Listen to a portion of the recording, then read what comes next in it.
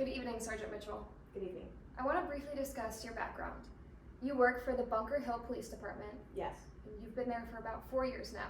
Yes. Just like every other officer, you attended the police academy, Yes. and then you received 1 week of training on accident reconstruction. Yes. Now, I want to go ahead and move on to August 3rd, 2021. On that day, Teeter Landon was driving the Paradise Valley Landscaping Company truck, correct? Correct. That truck was pulling the company trailer, Yes. and prior to investigating the crash that occurred, you actually already knew Teeter Landon. I did.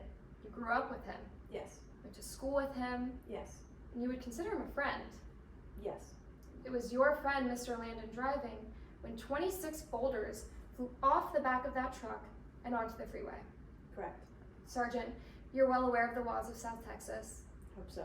Your Honor, publishing the South Texas Penal Code, Article 119.33. Sergeant Mitchell, go ahead and follow along with the underlines as I read aloud. A person commits an offense if he recklessly obstructs a highway, regardless of the means of creating the obstruction. Did I read that correctly? You did. Now, to be clear, Sergeant, you didn't charge your friend, Mr. Landon, with this offense on August 3rd. I did not. Well, I want to talk about what you did do. During the course of your investigation, you learned that the company truck was pulling almost 60 boulders, Yes. and those boulders, they weren't secured in any way. No. There were no heavy straps holding them down, No. no cargo nets placed over them, No. and there was only one chain used to connect the backhoe on the trailer to the front of that trailer. Yes. And it's your opinion that that cargo could have been loaded safer. Yes, I do. Now, you're also aware that that trailer was overloaded by nearly 4,000 pounds. Yes. Now, I want to discuss another law with you. Your Honor, publishing the South Texas Transportation Code, Section 533.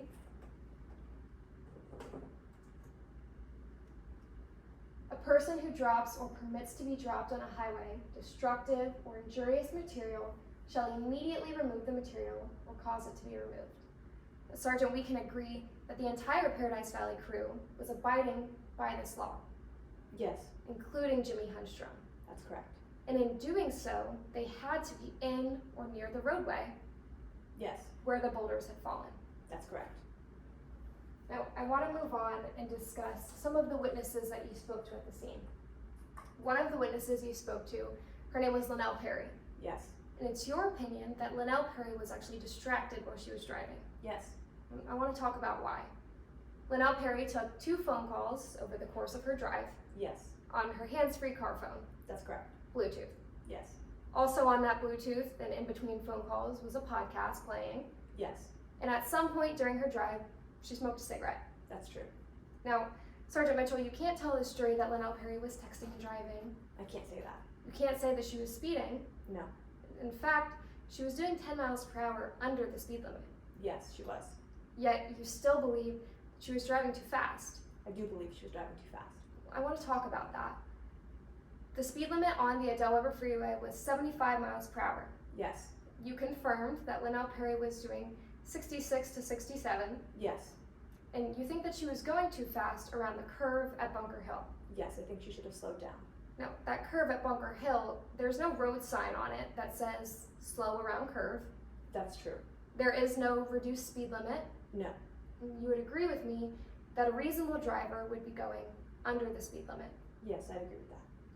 Finally, Sergeant Mitchell, you can't tell this jury that on August 3rd, you had any indication or feeling that Linnell Perry was impaired, correct? That's true. No further questions, Your Honor.